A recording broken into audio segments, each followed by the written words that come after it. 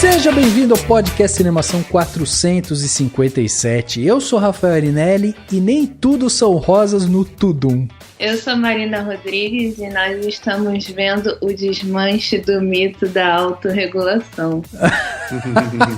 Boa. Eu sou Lucas Carvalho e a única instituição que funciona nesse país é o Torrent. Boa. Eu sou Daniel Cury e seja seu próprio streaming. Abra o seu, eu vou abrir o meu. Eu só sei que ele não vai terminar nem em Flix, nem em Play e nem em Plus. Ah, entendi. Vamos ver. Perdemos o Daniflix, então. Perdemos. Muito bem, meus amigos, estamos reunidos aqui nesse podcast, né, para bater um papo importante sobre o mercado de streaming, né, e tudo que tem acontecido nos últimos meses aí com ele. Então a gente vai falar um pouco sobre tudo aí, os assuntos, né, principais, que são a notícia aí de perda de assinantes da Netflix e tudo mais. E para bater esse papo aqui, obviamente que a gente precisava de gente muito mais gabaritada que eu e o Dani, né, Dani? A gente precisava de pessoas aqui que conhecem o mercado, que estão atentas e tudo mais. Então a gente tinha que chamar aqui a nossa querida amiga, colunista aqui do Cinemação, autora, Marina Rodrigues está aqui com a gente. Muito bem-vinda novamente aqui ao nosso podcast. E conta pra gente aí o que você tem feito aí de bom, Mar. Eu que agradeço mais uma vez o convite. Adoro sempre gravar a Cinemação. Eu tenho começado meu próprio podcast. Olha aí! Falando sobre todas essas coisas chatas aí do mercado que ninguém quer saber, mas todo mundo fica curioso na hora que acontece uma notícia bombástica, que nem Netflix perder assinantes. Uhum. Por enquanto só tem um episódio, mas quem tiver Spotify já pode acessar lá, só digitar Simplificando Cinema, que acha. E o primeiro episódio é sobre a possível privatização dos meios de comunicação do Uruguai. Então tá bem interessante. Olha que demais. A Má tá sempre muito atenta, né, nesses movimentos, então fica essa recomendação. E agora podcaster também, vai ter que colocar no seu currículo, hein, Má? Podcaster. Tem que botar atrás na página. Exatamente. Muito bom. E temos aqui também uma estreia, né? O grande Lucas Carvalho tá aqui com a gente, jornalista, veio lá do UOL, né? Mais precisamente do Tilt. Então, Lucas, bem-vindo também ao nosso podcast aqui, ao Cinemação. E conta pra gente também o que é o Tilt, o que você faz lá de bom? Opa, muito obrigado aí, gente, pelo convite. Tilt é a vertical de ciência e tecnologia do UOL. A gente cobre tudo que tem a ver com tecnologia e futuro e ciência e asteroides e streaming e pirataria. Na verdade, eu gosto mais. Eu tô falando que eu gosto mais. Mas a gente fala de muita coisa. Regulamentação de aplicativos, Uber, WhatsApp e tudo mais. Então, se você quer conteúdo, informação sobre isso aí, procura a gente em Tilt. Cara, que demais. Olha só, hoje o papo promete, hein, Dani? Promete. E quando eu tava procurando, né, mais pessoas pra falar, foi que foi muito legal a gente ter chamado o Lucas, porque fazia tempo que a gente não gravava aqui no Cinemação com pessoas novas, né? Acho que esse ano todo a gente tá chamando, sei lá, prata da cara. A gente já gravou. A gente já gravou antes. E é muito bom, né? Gravar com alguém novo. Então eu tô feliz e acho que vai dar um tema legal pra gente discutir, para as pessoas pensarem e aprenderem mais, né, sobre essas questões. Daquele friozinho na barriga, assim, será que ele vai gostar da gente também? Também. Tem um outro podcast que eu participo de vez em quando, que é o Pode Assistir do Yahoo. Dos meus amigos legal. Do Eric Paulucci e da Marcela Zanetti. E com eles a mesma coisa, assim. Sempre que eles não têm alguém melhor pra chamar, eles me chamam. Então eu Não é novidade esse sentimento pra mim. Brincadeira, gente. Legal. Não, você tá aqui, cara, o papo vai prometer muito aqui, porque olha, com vocês aqui, com certeza a gente vai ter muito mais conteúdo, né, pra passar pros nossos ouvintes. Então, muito obrigado de novo pela presença de vocês. E é isso, o papo promete, vamos bater esse papo sobre streaming, Netflix, crise, né, e mercado e tudo mais, mas logo depois do Panorama. Panorama.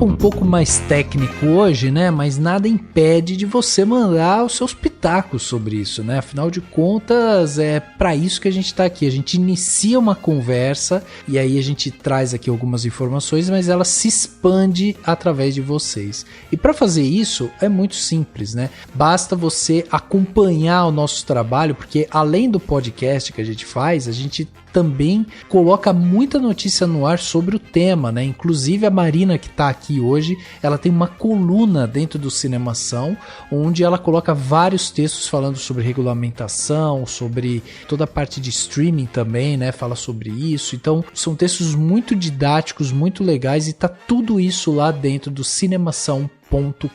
Basta você ir lá e aí você vai encontrar os textos da Marina, outros textos, né? Além de notícias, trailers, críticas, análises, dicas, um monte de coisa bacana que tá lá, tudo que envolve audiovisual, cinema, entretenimento, enfim, tá tudo dentro do nosso site do Cinemação.com. Agora, o nosso podcast aqui, como vocês já conhecem, já acompanham e tal, ele precisa chegar a mais pessoas. A gente quer bater recordes de ouvintes para esse ano e para isso a gente precisa da ajuda de vocês. Então é necessário que vocês compartilhem o nosso podcast aí com conhecidos, com pessoas que gostam, né, do audiovisual também, que gostam de saber um pouco mais sobre cinema, sobre entretenimento e tal. E aí para isso é legal você ir lá e convidar as pessoas para seguir a gente no Spotify, assinar na Apple Podcast, se inscrever no Google Podcast ou no Castbox e favoritar no Deezer, né? A gente está dentro de todas as plataformas, as principais plataformas de áudio da sua preferência.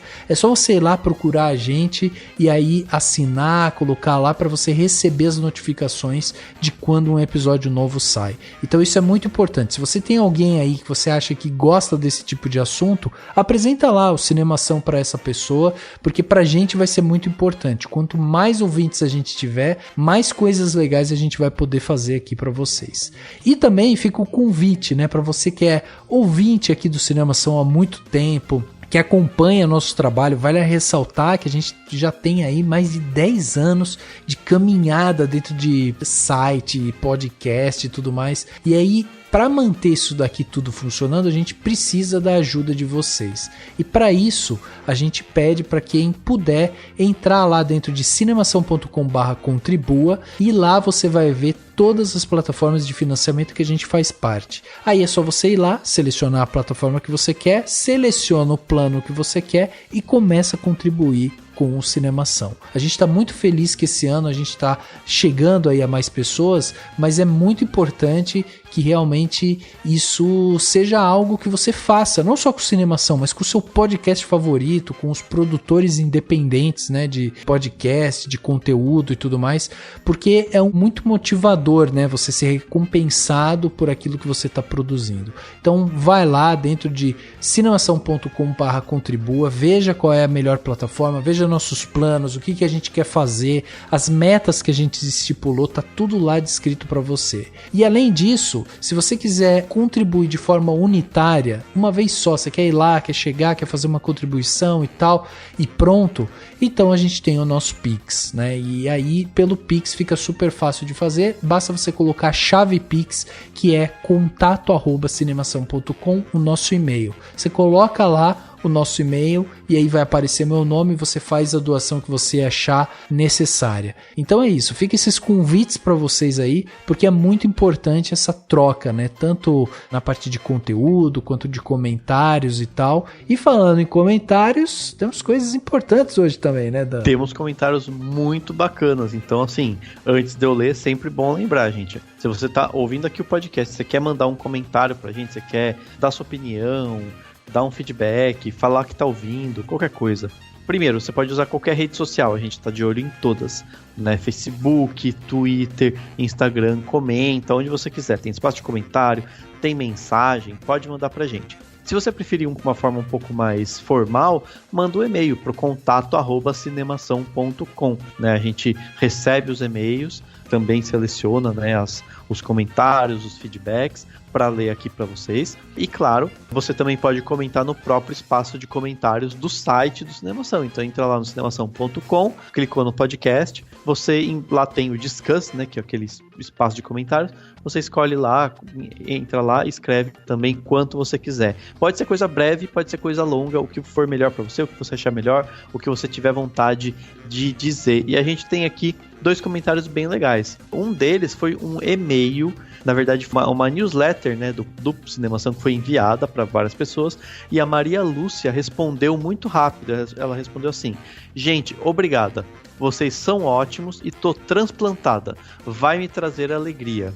Abraço. Ou seja, com poucas palavras ela passou uma mensagem de que ela, enfim, né, passou por alguma cirurgia de transplante e a gente vai provavelmente fazer companhia para Maria Lúcia aí nos podcasts, porque esses tempos de repouso, ouvir podcast é sempre bom. Então a gente ficou muito feliz com isso, né, de poder saber que a gente está fazendo companhia para as pessoas em diferentes momentos, né, tem gente, cada um, momentos diferentes da vida, e no caso da Maria Lúcia a gente espera que a gente consiga ajudar, né, contribuir um pouquinho que seja para a recuperação dela nesse processo aí. Então muito legal receber essa mensagem. Teve também uma mensagem do Paulo Lavigne, que ele mandou lá, é um comentário sobre o episódio 455, né, filmes que não queremos ver, e o Paulo Lavigne comentou lá no Castbox, que é um aplicativo de podcast, né, um aplicativo específico, que acho que é o único que tem possibilidade aí de comentar, né, e a gente também fica de olho lá nos comentários. E ele comentou o seguinte: muitas vezes, após assistir a um filme que considero excelente,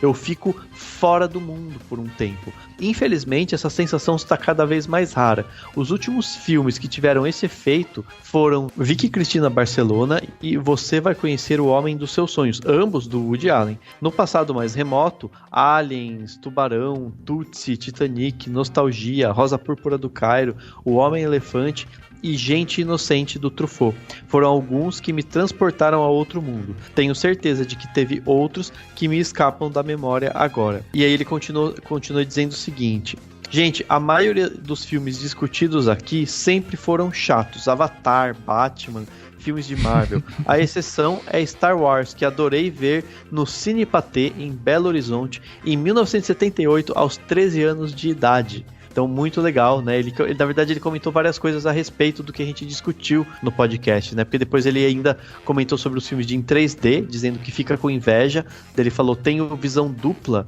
e o efeito não funciona pra mim, né? Então, até com risadinha, mas, né, ele não consegue ver o 3D com o óculos, né? Algumas pessoas não conseguem mesmo.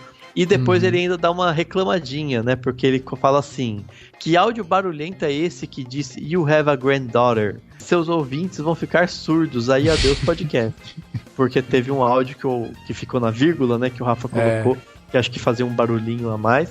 Mas fica tranquilo que era rapidinho, era só naquele episódio, e tá tudo certo. Mas é muito legal, porque ele foi ouvindo o podcast e fazendo os comentários também, é uma possibilidade. Fique à vontade de fazer isso. Então queria agradecer ao Paulo Lavigne pelos comentários e por trazer a experiência dele, né, com filmes que deixaram ele fora do mundo, né, e pela experiência de ter visto lá o Star Wars em 1978 no cinema de Belo Horizonte. Deve ter sido uma experiência maravilhosa.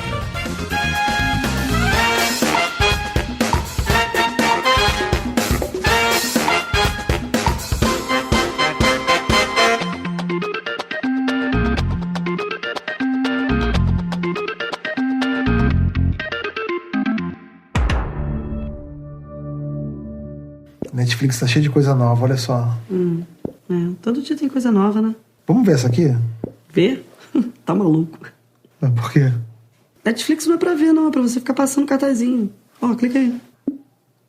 Não entra. Pois é, metade daí nem existe. Não existe, tem que processar esse negócio, então. Não, é a função, entendeu? Netflix é pra zapear. Até você ficar deprimido, porque tem tanta coisa que você nunca vai ter tempo suficiente na sua vida pra ver tudo. Aí você dorme de culpa e exaustão.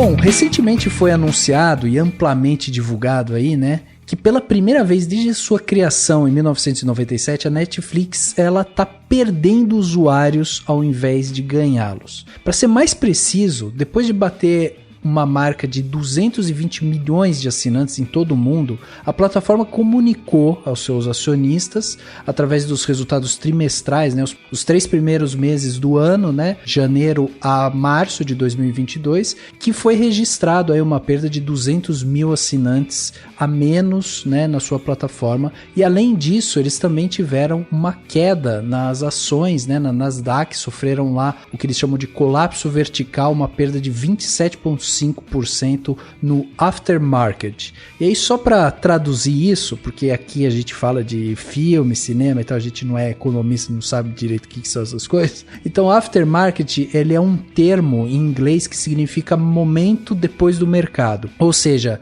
após o horário normal de negociação ali da bolsa de valores e tudo mais, existe um curto período de tempo ali para que alguns investidores realizem ali mais algumas movimentações e tudo mais. E aí foi nesse curto período de tempo que a Netflix teve aí essa queda de 27,5% na Nasdaq, que é o mercado de ações norte-americanos, né? Bom, por que essa notícia chamou tanto atenção, né? Porque a Netflix, ela tinha anunciado um tempo atrás a expectativa dela de aumentar o número de assinantes. Era uma expectativa otimista, né? Eles previam um crescimento ali de 2,5 milhões de assinantes até o final do ano. E com esse resultado, logo no primeiro trimestre, ficou claro que tem alguma coisa ali estranha, tem alguma coisa errada e tal, que eles vão ter que rever essa meta deles. E aí esses números com certeza derrubaram muitas expectativas.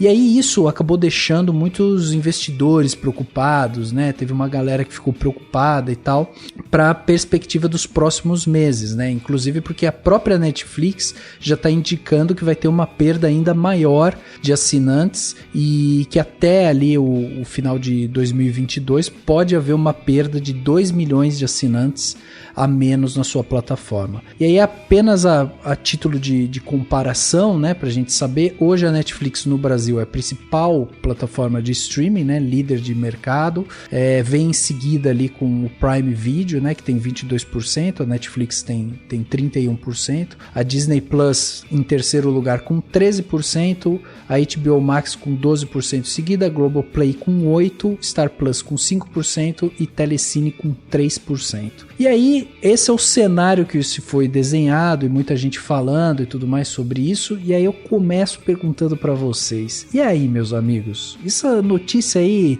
tirou o sono de vocês? Vocês ficaram preocupados, falaram, meu Deus, vou perder minha assinatura da Netflix, a Netflix vai causar uma revolução lá, porque já estão pensando no que fazer, né? E óbvio, a gente vai entrar inclusive no porquê dessa perda, mas eu queria antes de saber essa visão de vocês, assim, assustou de alguma forma ou vocês estão tranquilos e nem ligaram muito pra isso? Nem um pouco, eu fui dormir muito bem, inclusive. Porque isso aí já era uma coisa que eu já esperava já. Eu que não sou acionista da Netflix nem nada, eu também não tive nenhum problema. Não é? Nossos milhões não estão lá. Ô, Má, mas você falou que você esperava. Por que você esperava? Já tem um tempo aí considerável, acho que 1 ano e meio. Mas quando começou a sair, né, as primeiras projeções de como que o mercado audiovisual ia se portar a partir do pós-pandemia, que alguns especialistas já falavam, né, que os assinantes massivos de várias plataformas de streaming iam começar a fazer uma oscilação de assinaturas, né? Porque, primeiro, que muito puxado por conta da crise econômica mesmo, né? Não só no Brasil como no mundo inteiro. A renda das pessoas caíram bastante com a pandemia, a inflação de vários países muito altas. E a Netflix é um serviço de streaming muito caro. Uhum. E segundo, porque para o Brasil e alguns outros países, a Netflix ela sempre se vendeu muito como a nova TV a cabo, né? Essa nova maneira de assistir televisão. E isso foi algo que as outras plataformas também puxaram para si. Então tem muita gente que acaba abandonando a TV a cabo para ir para o streaming nessa promessa de que vai receber qualidade, oportunidade de assistir tudo que quiser em qualquer momento e pagar mais barato. E não é o que está acontecendo. Se a gente for colocar na ponta do lápis todos os streamings que a gente pode assinar hoje no Brasil, já dá mais caro do que o que eu pago aqui de internet e TV a cabo na minha casa. Então não faz sentido as pessoas continuarem assinando tudo. E aí você vai eliminando de acordo com o seu gosto, né? Se a Netflix não te oferece séries, filmes de qualidade, você deixa ela por um outro streaming. E assim é passível de acontecer com todos os outros. Entendi. Eu acho que é muito simbólico, né? Assim, tipo, como vocês falaram, né? Ninguém se preocupou com isso no sentido de perder o sono, mas eu acho interessante como é simbólico essa queda, que nem é tão grande se para pensar a quantidade de assinantes que eles têm, né? O quanto que perdeu e tal, né? É mais um sinal, sabe? É mais o que isso simboliza para o mundo. Então isso simboliza que esse sistema de streaming de assinatura não vai dar conta desse jeito, ou não vai ser esse mar de rosas, né, que estava todo mundo imaginando. Mostra, porque eu também estava vendo que caíram as ações da HBO Max, né?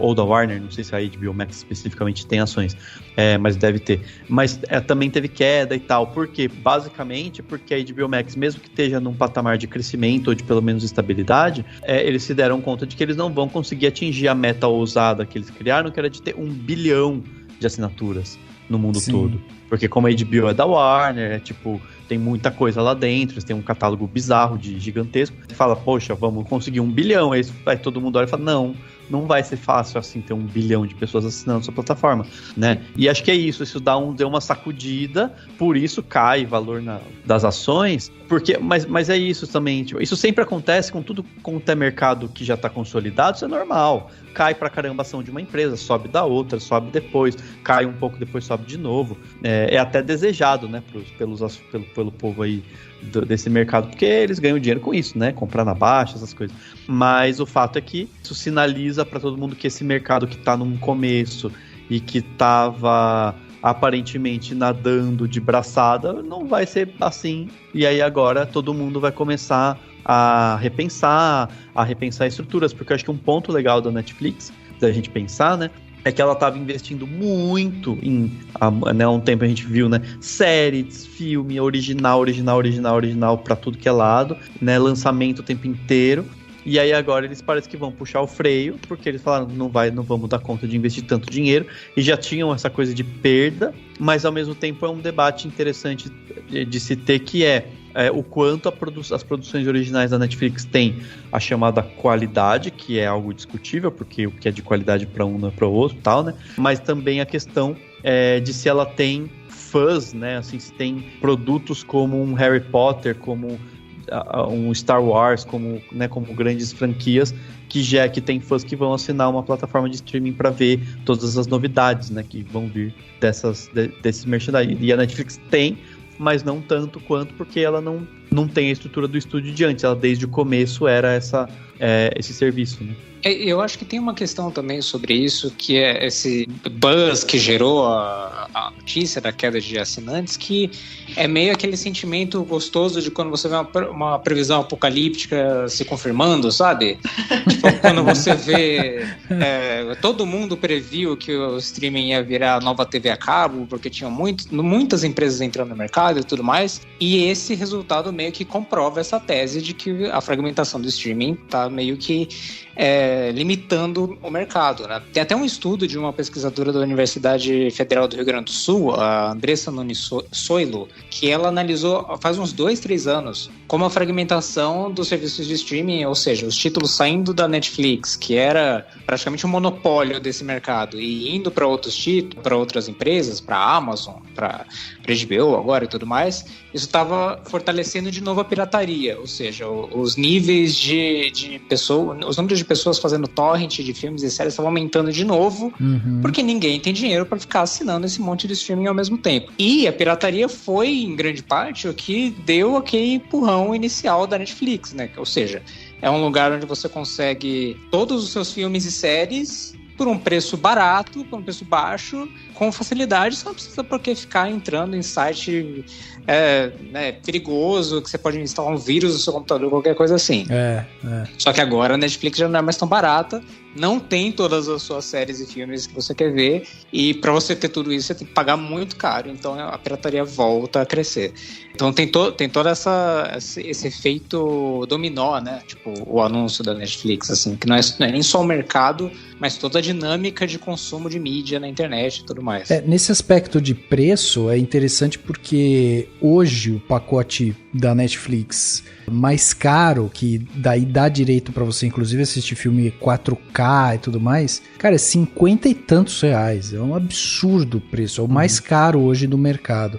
E aí entra também um pouco daquilo que vocês estavam falando sobre a parte de produção também, né, e de distribuição dos filmes e tal, porque quando você começa a ter esse aumento de concorrência e aí você vê uma HBO trazer um Batman que acabou de sair do cinema, tipo em, sei lá, um mês depois, e a Netflix não ter esse mesmo movimento, sabe?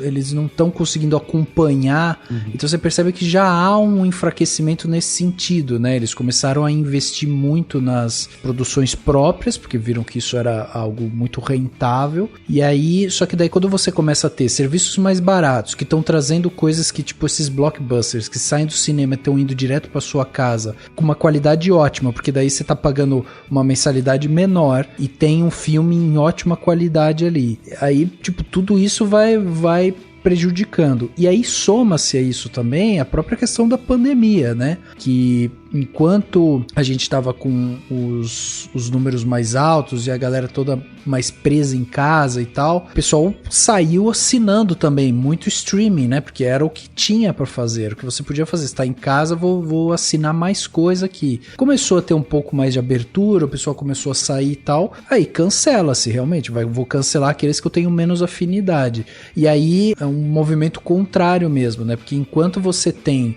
um pico de venda com a pandemia, só que daí tem outras plataformas que também estão vendendo bem, nesse momento o usuário vai ter um período ali para ele analisar qual das plataformas melhor se encaixa no gosto dele. E aí quando a pandemia passa, o cara lima aquilo que ele já não tem tanta afinidade, ou seja, né, o cara tem um pico de venda e depois perde. Então é bem sintomático isso também do nosso tempo, né? Netflix tá cheio de coisa nova, olha só. Todo dia tem coisa nova, né? Vamos ver essa aqui? Ver? Tá maluco. Mas por quê? Netflix não é pra ver, não. É pra você ficar passando cartazinho. Ó, clica aí. Mas não entra. Pois é, metade daí nem existe. Mas existe, tem que processar esse negócio, então. Não, é a função, entendeu? Netflix é pra zapear. Até você ficar deprimido, porque tem tanta coisa que você nunca vai ter tempo suficiente na sua vida pra ver tudo. Aí você dorme de culpa e exaustão. Tem também, a própria Netflix já meio que justificou a questão da guerra da Rússia com a Ucrânia, que também ocasionou nessa perda também de assinantes e tudo mais, só que isso está se refletindo no Brasil, no Canadá, nos Estados Unidos, eles estão perdendo assinantes em tudo que é canto, né? A Rússia foi só um volume muito grande, que foi o grande foco da queda, né? O que realmente fez essa queda acontecer foi isso, eles perderam 700 mil de uma vez, né? Só porque saíram da Rússia, né? É isso, eles perderam em todas as áreas, em todas as regiões, né? Tipo, tem umas regiões, eles dividem, é interessante, é América Latina, Estados Unidos e Canadá, aí tem uma região que é tipo Europa, Oriente Médio e África, num único grupo, e Ásia e Pacífico. E só na Ásia e Pacífico teve aumento, né? E aí até seria legal, de repente, não sei se a Marina saberia dizer algo a respeito, mas tem essa questão de que, acho que tem a Índia como um foco importante de crescimento, de assinantes, e aí vou ampliar para o streaming como um todo, imagino, não só, né, mas a Netflix como carro-chefe, mas tem a questão da força das produções coreanas, né, que são muito fortes na Netflix por conta da regulamentação que teve lá, né? Sim, a Índia sempre foi um mercado muito forte, né, para o audiovisual, não é à toa que a gente sempre reconheceu o Bollywood como uma tendência, né? E a Índia, ela preserva muito o incentivo ao fomento, o incentivo à produção, e isso se manteve muito forte com a entrada do streaming, né? Então, muita gente pode até falar, tipo, mas a Índia tem bilhões de pessoas lá para assinar, por isso que é mais forte lá do que no Brasil, por exemplo. Mas se a gente for parar para pensar, a gente vive num país que é o segundo maior mercado da América Latina, que é um continente relativamente grande também, e abraça muitas culturas e povos diferentes. E a gente não consegue ter a mesma importância de mercado para a Netflix como a Índia tem, né? Mas lá é aquela coisa, né? O streaming chega para produzir e precisa seguir uma série de exigências do governo e de regulamentações infinitas, como é o caso da Coreia do Sul também, né? A Netflix, muito vi algumas pessoas falando, a Netflix pecou em não comprar estúdio para produzir as produções dela, mas isso não é 100% verdade, né? Porque se a gente for pegar Round Six foi feito dentro de um estúdio da Netflix em Seul. Mas esse estúdio foi construído com o apoio do governo do país. A Netflix não só chegou lá e pediu para abrir um estúdio e deu tudo certo e pagou do bolso. Teve um incentivo do governo ali por trás e as parcerias com as próprias produtoras que depois foram trabalhar para eles, né? Fazendo Round Six, fazendo outras séries que foram grande sucesso da Netflix. E a gente não tem a mesma coisa aqui na América do Sul, né, da América Latina em geral. Tanto que a gente está vendo um colapso, né, uma explosão, que a Argentina já mal se aguenta das pernas, a gente é o próximo e sabe-se lá o que vai acontecer amanhã. Então, falando sobre baixa de assinante e que isso vai gerar demissões e cancelamentos, isso é mais preocupante para a gente, enquanto um mercado que não se preocupa em proteger a indústria, do que para esses países, né? Então, mesmo que a Netflix esteja sem a Rússia por enquanto, ela tem a Índia, ela tem a Coreia do Sul, ela tem o Japão, que ela acabou de assinar aí um acordo para produzir animação, e ela tem a União Europeia também entrando muito forte para produzir, mas todos esses países têm o que a gente não tem, né, que é incentivo à produção. Então, quem pode sofrer mais com isso, na verdade, é a gente aqui. Mas a longo prazo, né, se a gente for ter uma visão geral do problema que a Netflix está enfrentando, que para mim não é problema nenhum, porque eles continuam gastando dinheiro pra caramba, o prejuízo é mais nosso do que deles, porque corre-se o risco deles passarem a querer remunerar muito pior do que já remunera as nossas produções, para poder tentar salvar recursos, né? Porque daqui só eles que investem, então não tem contrapartidas em que eles podem contar com um edital público em que uma produtora entra para adquirir recursos para produzir para eles. E aí fica mais difícil para a gente em questão de se reconhecer em tela mesmo, de ter produção sendo exibida, do que eles numa possível falha e uma possível término de empresa, fechamento e etc. Entendi. Uhum. Nossa. É interessante. Em termos de preço, Lucas, eu até vi que você comentou um pouco sobre isso, né, também, que uma das questões que envolve também, que é essa questão da assinatura, inclusive a Netflix até meio que justificou também por isso, né? A perda de assinantes, que há muito compartilhamento de conta e tudo mais.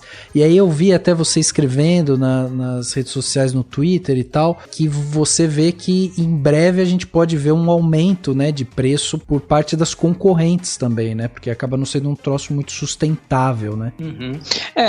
Eu acho que a gente comparar com o preço dos concorrentes agora é meio até injusto para a Netflix, assim, porque primeiro, a Netflix está há muito tempo no mercado e ela, como a Mari falou, ela investe muito em produção original, porque ela justamente não é dona dessas propriedades intelectuais que já são testadas e aprovadas, tipo Batman, Harry Potter, Senhor dos Anéis e tudo mais. Então ela tem que investir pesado em produção original para ver se alguma coisa emplaca. E também tem a questão da tecnologia. A Netflix está há muito tempo e ela tem um sistema muito robusto. Tipo, a interface de usuário, a experiência de usuário da Netflix é muito boa. É muito difícil você se perder no aplicativo da Netflix. É muito difícil você ver o aplicativo da Netflix travar. A gente vê o WhatsApp sair do ar, mas a gente não ouve falar da Netflix sair do ar. Enquanto que os concorrentes, o HBO Max, por exemplo, num dia de estreia de Euforia, você vê as redes sociais tomadas de gente falando que não consegue assistir porque o app fica caindo toda hora. A própria Globoplay, né, também passou por isso. Sim, com o Big Brother e tudo mais. A Amazon, que todo mundo fala que é terrível encontrar coisas novas na Amazon, porque a interface é muito datada e tudo mais. Então, a Netflix, ela investe muito em tecnologia e ela investe muito em produção original para manter esse serviço premium que ela tem e líder do mercado. Então, é natural que ele seja mais caro e também porque os concorrentes estão começando agora. Então, eles estão naquela fase startup de aguentar um pouquinho de prejuízo para conseguir capturar o mercado. Praticamente toda startup, não toda startup, no caso que a HBO Max pertence a um conglomerado gigante, né? Mas toda empresa começando assim no mercado, ela tende a ir com preços mais baixos. É só lembrar do Uber, né? Como a gente falava que o Uber era super barato, muito mais barato do que táxi, e agora não é mais tanto assim, né? Então, conforme o tempo passar, é provável que esses concorrentes também tenham que aumentar o preço justamente para dar resposta para o acionista, né? Porque, olha, a gente aguentou aqui todos esses anos de preço baixo para aumentar o número de usuários, agora a gente precisa pagar esse prejuízo e aí o preço vai aumentar. Como é o ciclo de inflação de qualquer produto, né? Tudo vai ficando mais caro com o tempo. E tem a questão também, que a Mara falou sobre como isso pode refletir no investimento em produção. A Netflix até agora não disse, pelo menos até onde eu vi, né, me corrija se eu estiver errado, mas acho que ela não disse nada sobre diminuir produção ou cortar alguma coisa. Teve cortes de algumas séries, mas meio que no ritmo que ela sempre faz, se na primeira temporada não bomba, já cancela direto. Mas o que eles estão anunciando já é um estudo sobre uma versão com anúncios, né? Que aí seria um pouco mais barata e que pode atrair mais pessoas e também começar a cobrar por compartilhamento de senhas, que aí, enfim, é outra estratégia que a gente pode discutir também se é válida ou não. Putz, e isso é muito complicado, né? Porque eu vi que uma das coisas que eles falaram era isso, que eles iam tentar combater o compartilhamento de senhas. Mas aí, tipo, vira uma coisa que a gente só vai entender mesmo como eles vão fazer isso na prática. Porque, por exemplo, se você estiver em casa e você, de repente, viajar e você quiser colocar a sua Netflix em um outro lugar que não na sua casa, no seu computador, será que ele vai entender como um compartilhamento de senha, entendeu? Tipo, eu tô usando um outro aparelho com um IP diferente e tal, será que isso é um compartilhamento? Daí eles vão querer me cobrar, porque daí eu vou querer colocar a minha Netflix em outro aparelho? Tipo, é uma dúvida, sabe? Como que isso funcionaria? Eu acho que, na verdade, assim, pra mim, me parece que a coisa mais fácil seria, então, reduzir a quantidade de telas. Porque quando você faz assinatura de qualquer serviço de streaming, tem lá, sabe assim, sei lá, a qualidade da imagem, quanto que você vai receber, o que você tem acesso e quantas telas podem estar ligadas ao mesmo tempo, né? Assim, quantos... Eles têm isso. Na Netflix tem lá, tipo, eu acho que o meu plano é 3 telas, se não me engano. 2 ou 3, não sei. Então, isso significa que eu posso ver sei lá, ver uma série no meu computador e na televisão alguém pode estar vendo outra coisa. Enfim, se você coloca isso pra você automaticamente vai ter gente falando assim, poxa, eu não posso mais ver série em casa porque é o meu filho que paga a Netflix e ele tá vendo lá na dele, então eu vou assinar também. Então, sabe assim, você tende a ter esse movimento. Eu acredito que seja uma forma muito mais fácil de fazer, porque daí se eu assino a minha Netflix e ninguém tem acesso, quando eu viajar, chegar num Airbnb que eu aluguei na praia, eu coloco lá a minha Netflix e ninguém vai estar só uma tela mesmo, que é a minha, ninguém tem acesso, entendeu? É porque o que eles anunciaram é isso, que um dos problemas é o compartilhamento de senha, né? Uhum. É esse que eles falaram que é um das grandes dificuldades que eles têm para lidar com isso. Então, uma das ações que eles falaram que eles poderiam tomar em relação a isso é isso, é tipo, então a gente vai tentar remanejar isso de uma maneira que você não consiga mais compartilhar a sua senha. Você pode ir lá ter os usuários dentro, né? Você vai ter o plano que você pode colocar outros usuários lá dentro, vai continuar mantendo as quantidades de tela e tudo mais, só que se você extrapola aquele número de usuários que estão ali, e aí você quer colocar mais alguém, você quer estar dividindo com alguém e tal, aí eles estão com isso. Por isso que eu falei, não dá pra saber direito como que eles vão contornar isso, sabe? Como que eles vão implementar, mas pode virar um outro problema, né, também. Eu acho que assim, no pior das hipóteses, você vai ter menos gente tendo acesso, porque pode ser que muita gente fale, então nem quero mesmo. Netflix tá cheio de coisa nova, olha só. Todo dia tem coisa nova, né? Vamos ver essa aqui? Ver? Tá maluco. Mas por quê? Netflix não é pra ver, não. É pra você ficar passando cartazinho. Clica aí. Mas não entra. Pois é, metade daí nem existe. Mas existe, tem que processar esse negócio, então. Não, é a função, entendeu? Netflix é pra zapear. Até você ficar deprimido, porque tem tanta coisa que você nunca vai ter tempo suficiente na sua vida pra ver tudo. Aí você dorme de culpa e exaustão. E aí, falando de acesso, tem essa outra questão também, né? Que os jovens que estão ali entre 14 e 25 anos, eles têm investido muito mais tempo em videogame e consumindo conteúdo em TikTok, Instagram, YouTube, do que na própria Netflix, né? Então isso é um fato também que acaba ultrapassando até a questão das gerações, né? Gerações mais novas que mostram uma tendência maior em ir para essas plataformas do que ficar ali na Netflix assistindo filme e tudo mais.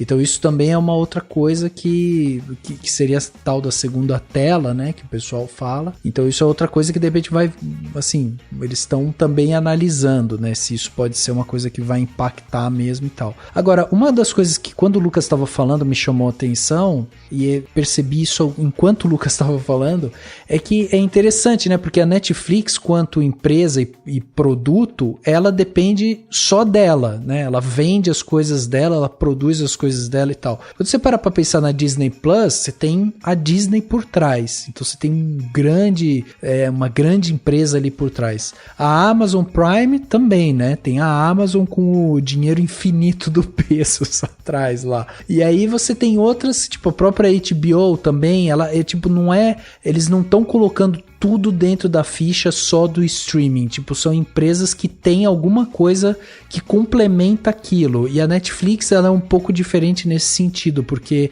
é uma empresa que trabalha só com ela mesma, né? Ela não tem um grande investidor, uma grande empresa ali por trás, ela se tornou essa grande empresa. Sim, tanto que o Prime Video é o mais barato, né? Uhum. O Lucas estava falando dessa coisa de começar, né, como startup, podendo fazer preços baratos. Não é à toa que a Amazon dá conta de sustentar um serviço daquele com um preço super, super em conta, né, assim, pro assinante. Porque eles têm lá uma estrutura gigantesca e até que a assinatura também inclui, tipo, você receber coisas sem frete, né? Então, assim, é toda uma estrutura gigantesca que eles dão conta de fazer isso e aí fica difícil competir. Mas é isso, marcam toca com a interface, né? Sei lá, eu fico inconformado. Falo, gente, é a Amazon.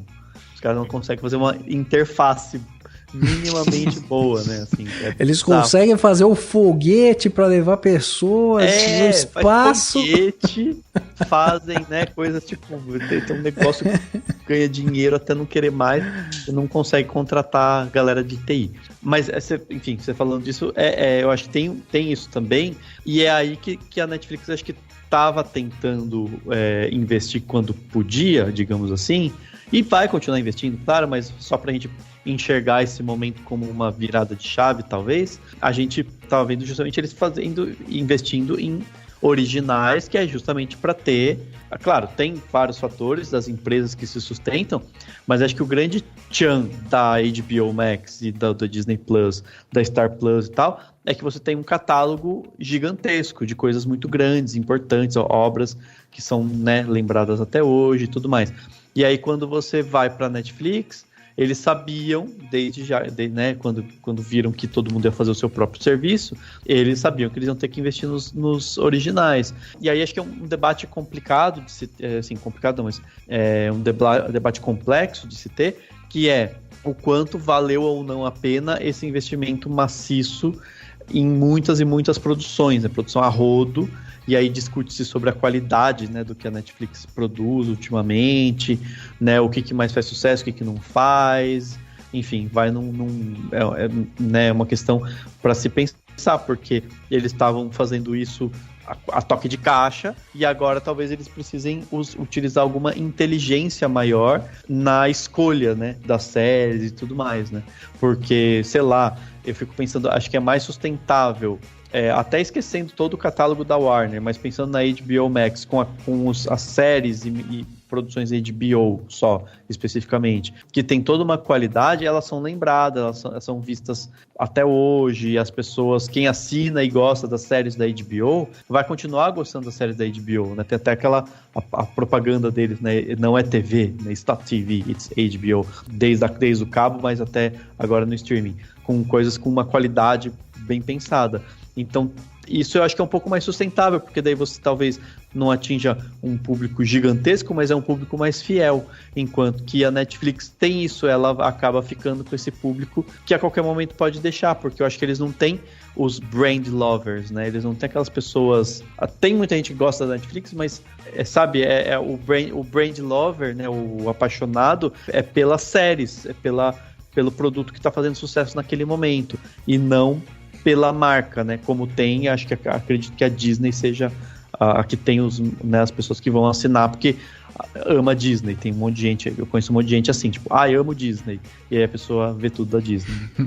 Eu acho que tem muito essa coisa sobre você conhecer seu público, né? Porque a Netflix é isso, ela produz muita coisa, toda essa questão se é de qualidade ou não, mas é indiscutível que Bridgerton faz sucesso, e mesmo esses reality shows que não são lembrados por nenhum prêmio de alta crítica e tudo mais, essas coisas fazem sucesso. A questão é, as pessoas estão dispostas a pagar R$40 por mês para assistir Easy Cake, né, aquele reality show para saber se é um tênis ou um bolo? Não necessariamente, entendeu? Agora o público da HBO, de repente, ou da Apple, especificamente o público da Apple, que provavelmente já tem um iPhone, já tem um iPad, já tem um poder aquisivo maior, já gastou muito dinheiro, então já gastou muito dinheiro. Gastar R$40 streaming longo. Exato. Ou tá mais disposta a pagar R$10 por mês para ver um Ruptura, por exemplo, um Servant, alguma coisa que é um pouco mais cabeçuda e que talvez tenha mais a ver com o público. Eu acho que é mais sobre isso. Eu não acho que necessariamente o conteúdo da Netflix seja ruim, mas vale R$40 pro público que ela quer atingir? Eu acho que, sei lá, Easy Cake é um negócio que eu poderia assistir na TV aberta, entendeu? Lá num quadro da Ana Maria Braga. Eu não pagaria R$40 por mês para assistir. Mas foi um pensamento que eu tive um tempo atrás. Eu lembro que eu entrei na plataforma da Netflix pra ver alguma coisa. Falei, gente, a Netflix virou um SBTzão, sabe? Tipo um grande SBT. Né? Tipo, uma coisa meio assim, mas é isso mesmo, né? Tipo, não deixa de ser interessante, é um público, realmente tem muita gente que adora e tal, e é isso, tipo, você falou, é perfeito isso, né? Se fosse o preço da Amazon, do Prime Video, R$9,90, estaria maravilhoso. E tem toda essa coisa de como essas empresas grandes conseguem subsidiar também, que eu esqueci de comentar, né? A Amazon, por exemplo, além do dinheiro infinito do Jeff Bezos, né? 1 mês de valorização das ações da Amazon já paga a operação do Prime Video por, sei lá, meses também, né? Porque eles ganham muito dinheiro o tempo todo. E também eles não têm que gastar muita coisa. Por exemplo, a Amazon é dona do AWS, que é uma das maiores redes de servidores do mundo. Eles não têm que pagar espaço em servidor para transmitir série, porque eles já são donos dos servidores, até dos servidores que a Netflix usa, por exemplo. Então, a Apple é outra que valoriza o tempo todo. Então, eles têm dinheiro sobrando para investir o quanto quiser. Exato. Sim.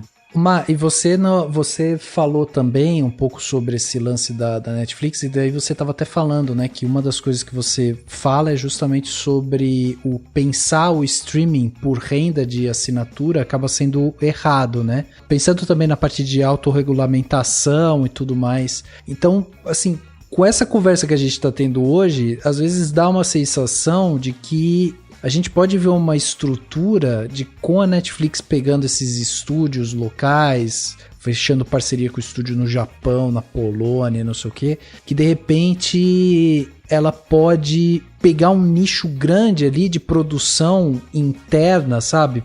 Direcionada para um país X ou Y. E aí ela vai ser um negócio diferente, sabe? Ela vai mudar o negócio dela, ela vai focar um pouco mais em produções locais, porque são lugares que acabam trazendo, né, essa regulamentação e obrigam também ela a criar esse tipo de conteúdo. Você acha que é por aí, assim? Você acha que de repente a gente pode estar vendo o começo de uma mudança de posicionamento da marca? Eu acho que ela não vai mudar muito, não, porque o streaming, de modo geral, ele é um mercado muito teimoso, assim, até nos países em que ele já está regulado, se tem uma movimentação dos trabalhadores do audiovisual em prol de endurecer mais ainda as exigências que o governo pede, porque se deixar por eles não fazem nada. Pode estar escrito por A mais B que eles ainda vão achar uma brecha ali para dizer, não interpretei assim, por isso que eu não fiz. E eu acho que, pensando mais na questão do público, eu acho que a Netflix ela peca muito porque ela não dá tanta liberdade criativa nas suas produções como as outras empresas acabam dando. Tá. Quando você produz alguma coisa para Netflix, você tem que seguir ali um padrão, né, pré-estipulado já por eles. E aí fica uma coisa muito engessada. Parece que você tá, a maioria das coisas, as pessoas estão vendo a mesma coisa ao mesmo de novo, né? Por exemplo, a versão de Rebelde para Netflix, que é um produto latino famosíssimo na última década, você liga e você parece que você está vendo Elite, que é uma série espanhola, ou você parece que você está vendo alguma série adolescente dos Estados Unidos. Você não tem ali elementos que digam, não, essa série aqui é realmente latina, essa fotografia aqui representa a cinematografia latina, representa o jovem latino, e isso acaba acontecendo em muitas outras séries que ela faz, por conta desse engessamento, né? Então eu acho que quando a pessoa assim pensa nos R$40 que vai gastar ou não, acho que ela pensa muito por isso também, porque ela acaba não se identificando a longo prazo com a maioria das séries por esse problema. Mas eu acho que agora a Netflix talvez ela realmente bote a cabeça dela para pensar e reveja algumas coisas que ela vem fazendo, né? Por exemplo, a HBO com Batman gerou uma audiência muito maior do que fazer, né, o lançamento híbrido que eles estavam fazendo no ano passado por conta da pandemia. A Netflix ela já peca nisso com o longa Mão de Deus, né, que foi pro Oscar, etc., porque ela lançou simultaneamente, né? Ela irritou os exibidores da Itália, um país que ninguém deseja irritar nunca em questão de cinema. Ela conseguiu essa proeza e levou a pior, né? Porque ela acabou formando ali de novo o sentimento anti-Netflix no país, que já estava começando a ficar mais amigável com a ideia de ter um filme lançando no cinema e lançando no streaming. Então essa inteligência de mercado ela ainda não tem. E acredito que essas estratégias em lançar um filme por semana, por exemplo, direto na plataforma, ninguém aguenta isso, né? Porque você não consegue acompanhar o lançamento dessa maneira. Tanto que o Stranger Things agora vai voltar em 2 camadas, né? Parte dos episódios vai ser num dia e parte do outro vai ser mais pra frente. Ela já tentou fazer isso também com Grace and Frank, que tá acabando agora. Então eu acho que agora, provavelmente ela vai pensar mais nisso. O lançamento semanal que faz a série ser mais lembrada pelo público. Porque esse sistema do binge watch realmente não pegou tanto, né? Porque você tem aquele momento de frisson que todo mundo tá falando da série, todo mundo tá conhecendo, e daqui a 1 mês, 2, ninguém fala mais. E aí só vai lembrar que a série existe no ano seguinte, quando ela começa a anunciar de novo que a 2ª ou a 3ª temporada já tá em produção. Aí você vai lembrar e ainda faz um esforço na sua cabeça para lembrar o que aconteceu na temporada passada, porque você nem lembra mais. Então eu acho que esse sustinho, né, que ela teve, provavelmente ela mude esse relacionamento dela com a distribuição, que eu acho que ela peca muito também, porque nem todo produto precisa ser distribuído mundialmente, né? Às vezes tem produções ali que não funcionam mesmo para um outro público, não adianta. Netflix tá cheio de coisa nova, olha só. Todo dia tem coisa nova, né? Vamos ver essa aqui? Ver? Tá maluco. Mas por quê? Netflix não é pra ver, não. É pra você ficar passando cartazinho. Ó, clica aí. Mas não entra. Pois é, metade daí nem existe. Não existe, tem que processar esse negócio, então. Não, é a função, entendeu? Netflix é pra zapear. Até você ficar deprimido, porque tem tanta coisa que você nunca vai ter tempo suficiente na sua vida pra ver tudo. Aí você dorme de culpa e exaustão. Ô, Má, mas mesmo ela fechando essas parcerias com essas produtoras locais, tipo do Japão, da Polônia e tal, ela ainda assim não tem dado a liberdade pra criação desses caras locais, assim. Até tem, assim, se a gente for pensar, for analisar a fundo, você acaba vendo, né, um pouco mais de liberdade. Por exemplo, Dark, ele tem elementos ali muito culturais alemães ali dentro, né? Junto com o gênero de ficção científica, que para a Alemanha isso a nível mundial, isso é transformador, embora seja um mercado muito grande. Mas ela ainda tem aquela coisa de prender muito, né? Por exemplo, Na Mão de Deus, tem uma cena ali que você não entende, que é o cara falando inglês na beira do mar ali da orla, tipo, do nada, sabe? Tipo, tá todo mundo falando italiano no filme inteiro e chega um cara falando inglês.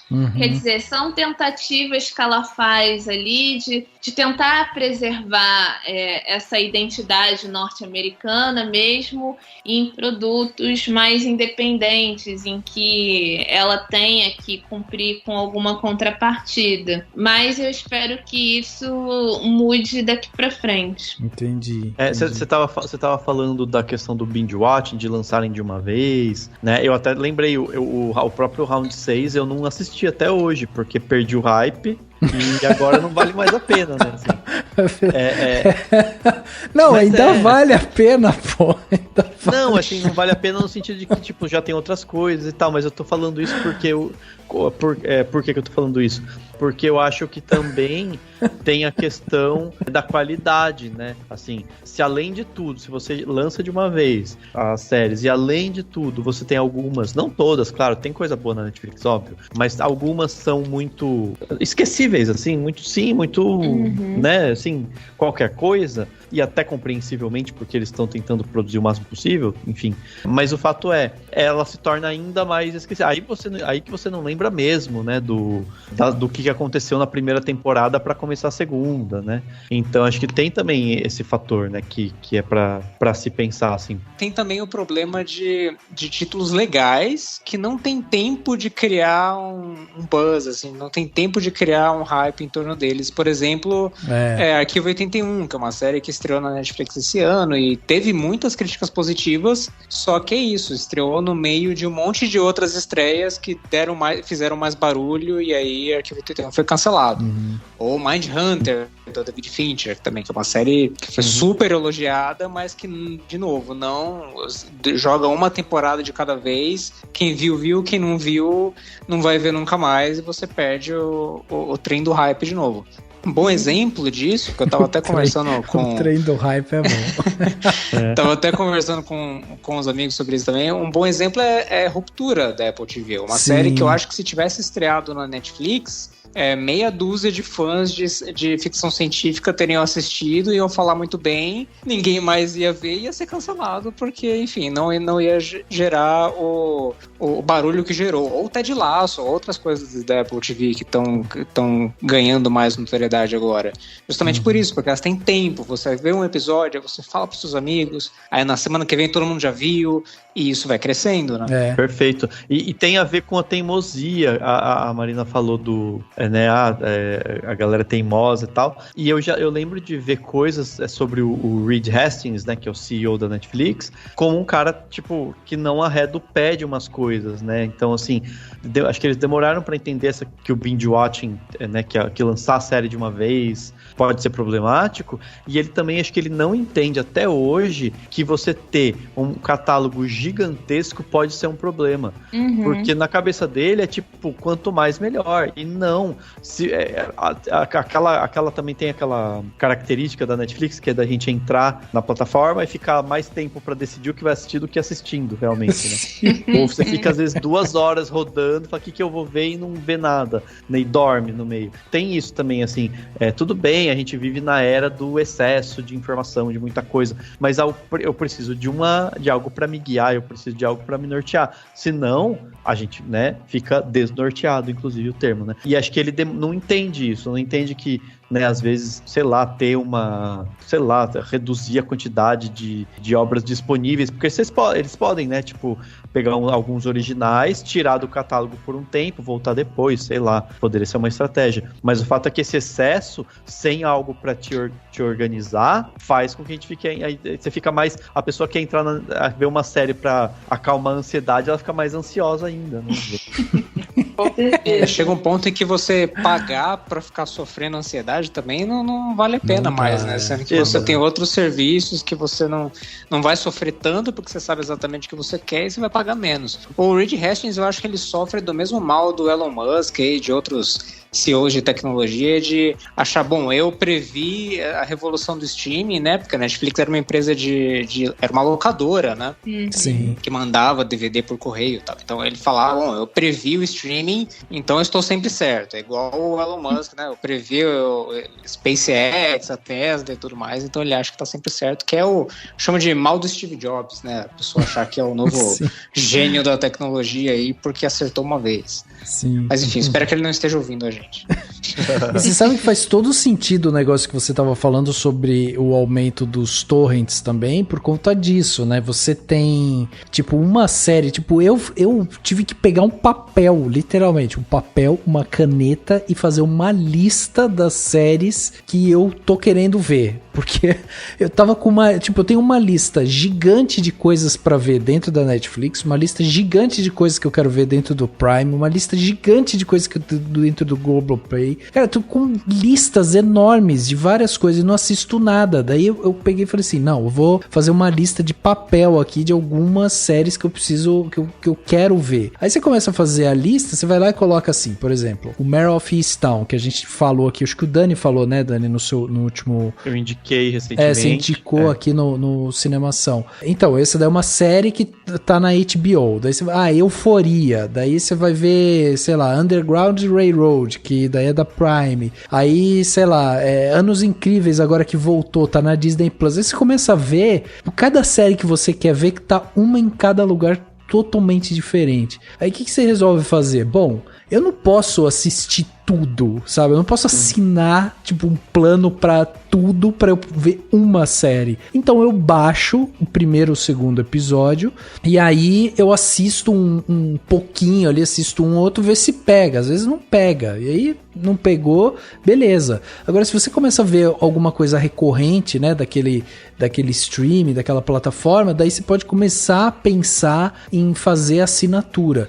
Mas é um inferno, entendeu? Porque era o que até a Marina tava falando. Você pega a conta, você vai fazer a conta das coisas e fala, cara, não dá, eu tô gastando tanto aqui com o streaming. Tipo, eu gasto mais com o streaming do que com a própria internet em si, que faz com que o streaming exista. Não faz sentido. E aí entra também um pouco do lance que você tava falando sobre a autorregulamentação, né, Má? Porque aqui no Brasil, principalmente, esses caras têm vida muito fácil, né? Uhum. Mal pagam ISS, né? Rolou uma ideia aí de fazer o streaming pagar SMS, mas não sei como é que vai ser isso, mas eles praticamente não pagam nada para operar aqui, só os impostos usuais mesmo de empresa. E depois que eles mudaram o escritório de São Paulo para o México, estão pagando menos ainda, né? Mas Deus me livre fazer regulamentação, pagar para fundo setorial do audiovisual, porque isso é uma censura muito grande, né? Os bilhões que eles lucram nas nossas costas. E aí, quando a gente vai ver que isso não se sustenta, quem perde é a gente mesmo, porque foi o que eu falei no início, né? Tá arriscado a Netflix começar a ter uma estratégia mais focada nisso tudo que a gente falou, então produzir menos filmes e séries para focar no público e na qualidade desses conteúdos, e a gente vai ficando para trás, porque se já perdeu tanto assinante, ela não vai dar 100 milhões de reais para produzir uma série brasileira, como ela não dá mesmo, assim. Nem quando estava no auge das assinaturas ela dava, que dirá agora. E aí a gente pode não perceber, porque a gente talvez não preste atenção, mas isso vai gerando um efeito negativo no nosso poder de consumo, né? Porque é menos dinheiro circulando dentro do país. E a gente está falando de uma indústria que também lucra bilhões, igual a Netflix. E se a Netflix pagasse lá os seus 3%, seus 5%, que isso é um troco de pão para eles, a gente poderia hoje pensar, tipo, nossa, a Netflix sofreu uma perda, mas tudo bem, porque a gente vai continuar trabalhando aqui, ela vai continuar contratando projeto e as empresas vão continuar tendo a possibilidade de empregar profissionais. Mas não é a nossa realidade, né? E aí, daqui a um mês, um ano, é muito fácil falar que o Brasil não tem audiovisual de qualidade, por isso que a Netflix não produz. Exatamente. Netflix tá cheio de coisa nova, olha só. Todo dia tem coisa nova, né? Vamos ver essa aqui? Ver? Tá maluco. Mas por quê? Netflix não é pra ver, não. É pra você ficar passando cartazinho. Ó, clica aí. Mas não entra. Pois é, metade daí nem existe. Mas existe, tem que processar esse negócio, então. Não, é a função, entendeu? Netflix é pra zapear. Até você ficar deprimido, porque tem tanta coisa que você nunca vai ter tempo suficiente na sua vida pra ver tudo. Aí você dorme de culpa e exaustão.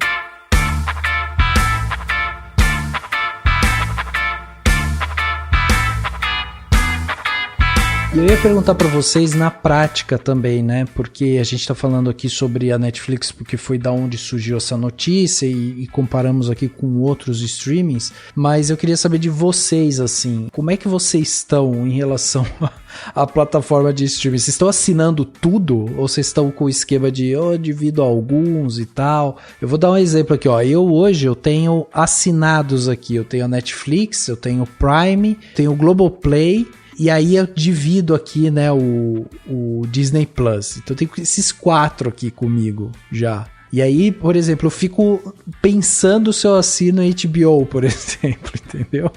Então tô nessas. Mas vocês, como é que vocês estão aí de streamings? Eu uso o HBO Max da minha mãe. Ah, boa. Porque eu falei que eu não ia pagar e não pago mesmo, então uso dela.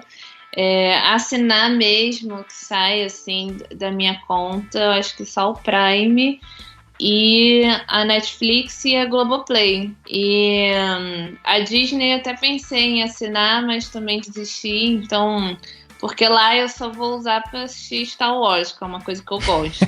Então, pra mim, não faz sentido, tipo, gastar quase R$30 só pra ver Star Wars 2 vezes por ano. Prefiro baixar. E eu entro no sistema do Torrent mesmo. Entendi. E é isso, tipo, a Globoplay eu ainda divido com uma amiga, assim. Então, dá bem. Eu divido também. E tem saído umas coisas bem legais na Globoplay, né? Sim, tá valendo a pena. Eles fecharam agora com o Telecine também, então vai aumentar catálogo também. Então é interessante, eles estão num lugar interessante. E você, Lucas, tá? O Lucas é de tecnologia, deve ter tudo assinado lá. Tem o cartão só pra streaming. Não tem limite de cartão que aguente todos esses serviços que tem, não. Mas eu já assinei em algum momento, acho que quase todos. Acho que os únicos que eu não assinei em nenhum momento foi o Star... Ah, o Star alguma coisa, Plus. Porque tem dois, né? Tem o Star Plus e o Stars Play.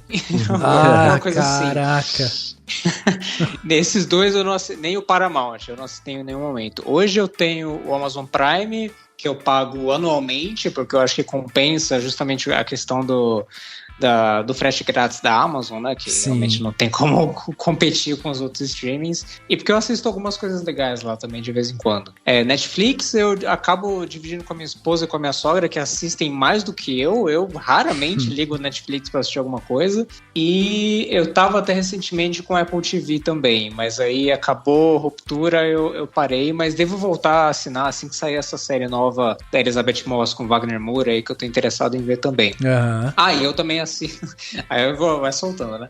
Eu também assino o HBO Max, tem muita coisa legal lá que eu acompanho. Esse é o streaming que eu acho que eu mais vejo mesmo. E, sei lá, uma vez por ano, talvez, eu assino o Mubi, né? Só pra ser o elitista cultural da festinha, pra ver alguma coisa muito sinistra de cinema independente marroquino que tá lá, porque, enfim, algum amigo me falou e eu queria ver.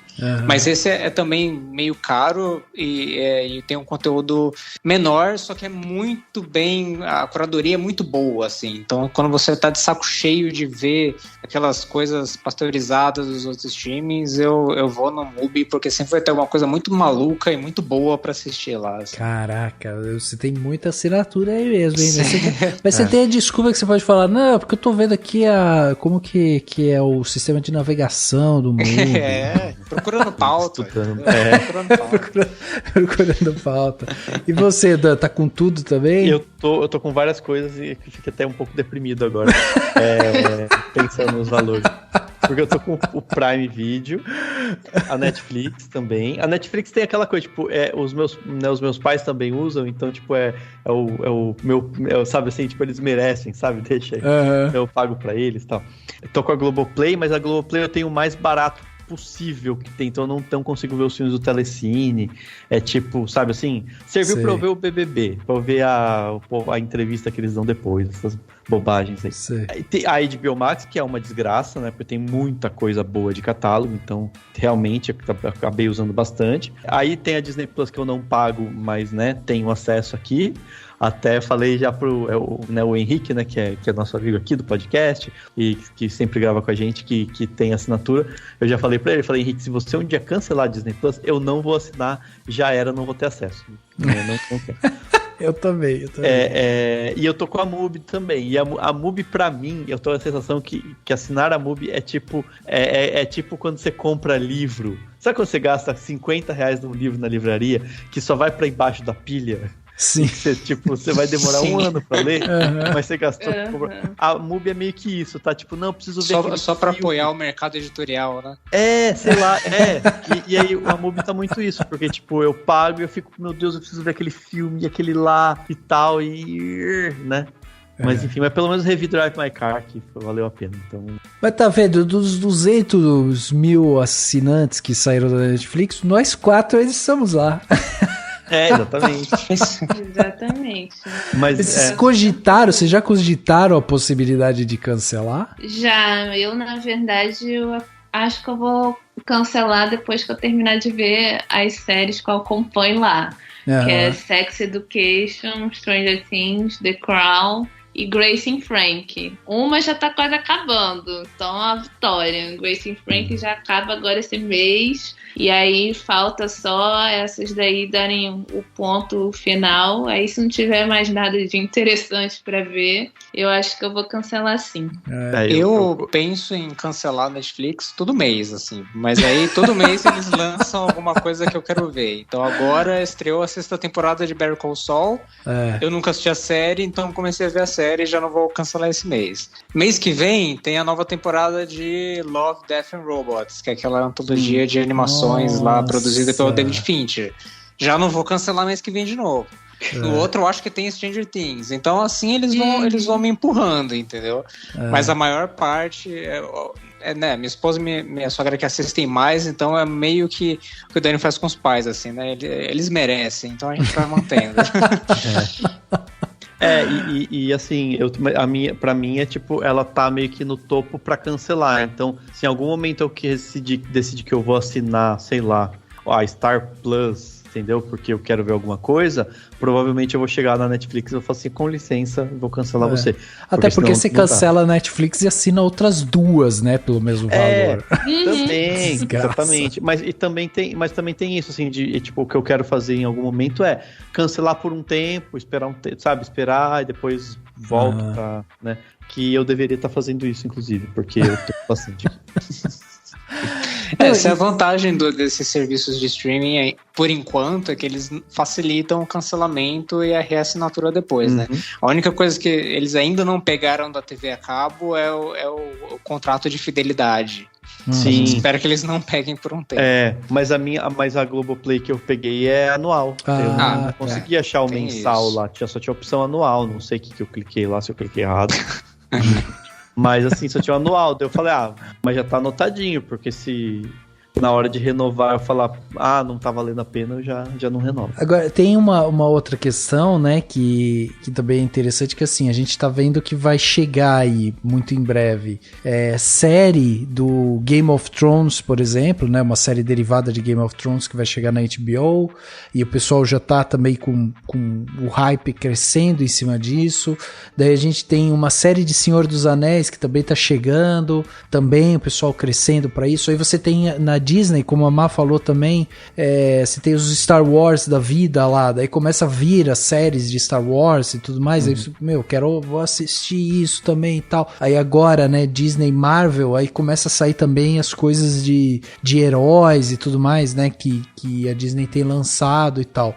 E aí, a Netflix hoje, o que eu percebo, pelo menos uma sensação, não é um dado, né, que eu tenho aqui estatístico e tal, mas quando ela criou aquela primeira série que foi House of Cards, que foi um espanto, né? Porque, ela tinha contratado um ator multipremiado e tal, fez uma série muito boa, com toda uma questão cinematográfica e tal. Aquilo ali meio que quebrou a banca, né? Porque todo mundo olhou aquilo e falou, caraca, olha isso, é uma produção própria deles e tal. Aí eles tentaram algumas outras produções e eu sinceramente não tenho essa informação, mas o que a Netflix fez de, tipo, cancelar algumas séries no meio do negócio, cara, falta de sei lá, de planejamento, sabe? Assim, você não vê outras plataformas de streaming fazendo isso, entendeu? E aí hoje o que dá a sensação é que eles têm como carro-chefe Stranger Things, né? Que tá chegando aí. É uma das séries que foi bastante falada, não sei o que teve um certo sucesso também, tipo Cobra Kai e tal, mas eles não têm hoje uma grande série, porque vale a pena lembrar que, por exemplo, eles tiveram um tempo atrás com algumas coisas de Marvel, né? E isso também era uma coisa que movimentava bastante os fãs pra irem, assinarem e tal, porque, pô, você queria ver Demolidor, você queria ver Jessica Jones lá e tal, enfim, você queria ir atrás desses personagens. Eles foram perdendo um pouco isso, eles ainda têm, lógico, eles têm umas séries importantes ali, né, fortes também, que o pessoal tá assistindo e tal, e que, até como a Má falou, tem algumas que assim, agora estão caminhando pro seu final, mas, tipo, às vezes é um pouco disso, sabe? Um pouco dessa sensibilidade também, de tipo, pô, vão cancelar. Não cancela exatamente no meio, sabe? Faz pelo menos um episódiozinho final ali pra fechar o negócio, sabe? E ainda largar esse negócio lá no catálogo gigante, lá embaixo do tapete. Eu acho estranho isso. Eu acho que eles estão indo pra esse lado mais popular, né? Eu acho que Bridgerton, o Round 6... Virando o SBT, né? Não, mas tipo... Não, é um caminho, eu não acho que seja um problema, assim, em si. Mas é isso, tipo... E aí, assim, eu acho que todo canal de TV, streaming e tal, vai cancelar a série que não estiver fazendo sucesso. Não sei, acho que talvez esteja o modus operandi, a maneira de fazer o cancelamento, ou até a questão criativa de não ter coisas que param no meio do nada, né? Que tem algum, sabe assim, um fim, mas aquele fim de temporada que pode ser também o fim da série, caso ela não seja renovada, né? Não sei, acho que é por aí, assim, mas acho que também é isso, a gente tá vendo tanta coisa, que, né, tanto lançamento, tanto serviço de streaming, que a gente acaba não vendo os lançamentos de algumas, né, a gente acaba ficando na nossa bolha, né, então você fala assim, poxa, mas não tem nada de tão bacana na Netflix. Provavelmente porque você não é mais o público. E aí que eu acho que tá a questão. A Netflix começou com um público de House of Cards e tá em outro, né, assim, em termos daquilo que mais faz sucesso. Acho que também é um caminho, né? Foi o caminho que eles traçaram até se encontrar e tem isso também, né? De agora olharem para a situação e falarem em que público que a gente vai apostar, digamos assim, né? Vai ser no bolo, no tênis que parece um bolo, que o Lucas falou, beleza, então vamos fazer isso aqui e tal, então e vamos parar de fazer série caríssima, porque daí a Apple que faça a série caríssima que a galera vai ver lá, então é uma questão de se localizar, né, nesse mundão sem fim aí de possibilidades, né, de públicos e tal. Eu acho que acaba sendo justamente a questão de como, né, cancelar.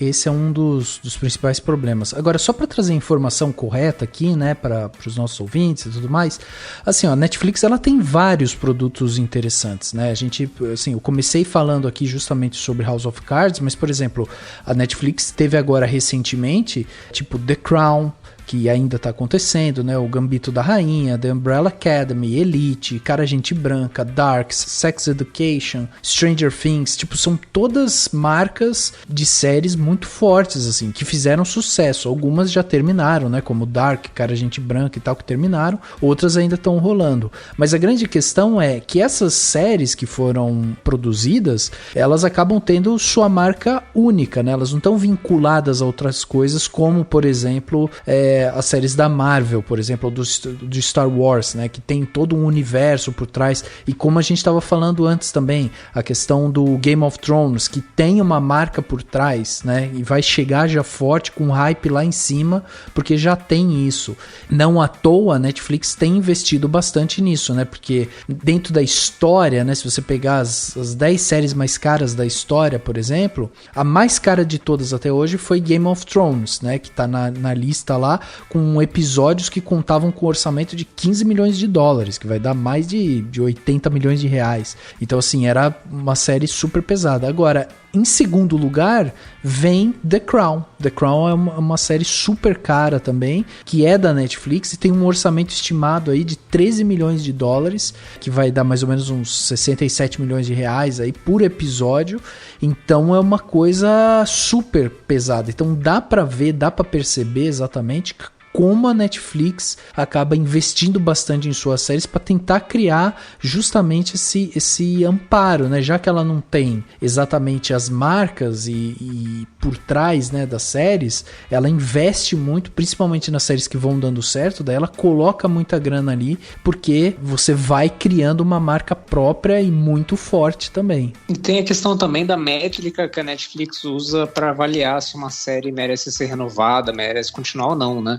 Porque basicamente o único método que eles têm de saber se uma série está fazendo sucesso é quantos novos assinantes ela traz. Então, se a primeira coisa que uma pessoa vê quando ela assina a Netflix é Stranger Things, bom, vou manter Stranger Things. Se ela vê The Witcher, vou manter The Witcher. Se ninguém assinou a Netflix para assistir Mindhunter, então não tem por que ficar mantendo isso por aqui, então cortem. Até porque nesse método insustentável de crescimento, de pensar de que a gente vai continuar crescendo em número de assinantes eternamente, e, enfim, cada bebê que nascer já vai nascer com uma conta da Netflix, isso não tem como acabar bem mesmo, especialmente pro lado criativo da coisa, né?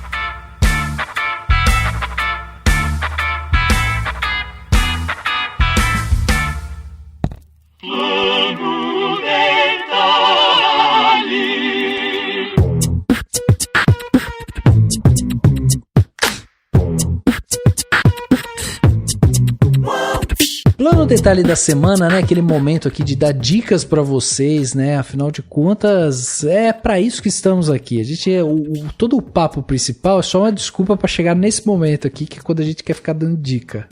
Com exceção de mim e do Dani, porque a gente tem que ficar dando dica toda semana, a gente nem tem tanta dica assim pra dar, né, Dani? Não, exatamente. Eu tô aqui fazendo um esforço. Suando, Fala aí, Dan, vamos começar então com o seu plano detalhe. O que você trouxe de bom pra gente pra essa semana? Vamos lá, 2 planos detalhes, né? As 2 dicas que eu vou dar. Uma delas já foi lançado faz um tempinho, tem a ver aí com os streamings, né? Com um específico, que é a série, a temporada nova, né? A temporada 2 de Euforia, ou Euphoria, né? Então vou indicar pra quem ainda não viu. Eu acho muito louco, eu tava vendo a série, a segunda temporada, gostei muito da primeira. A segunda acho que tem questões, talvez não seja tão boa assim, mas eu gostei bastante mesmo assim. E é muito louco porque eu tava vendo e eu pensando assim, eu lembrei daqueles filmes e séries que a gente pensa assim, nossa, se as pessoas fizessem terapia, não teria, né?